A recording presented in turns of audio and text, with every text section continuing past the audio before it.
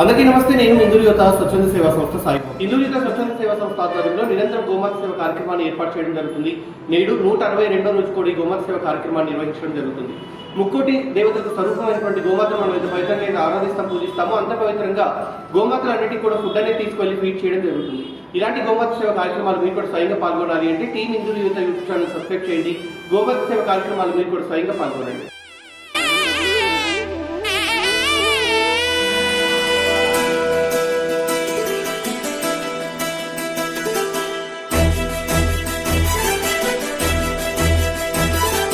సకల దేవతారూపిణి గోమహాలక్ష్మి, సుఖ శాంతులు కలిగించే అమృత కరుణాక్షి,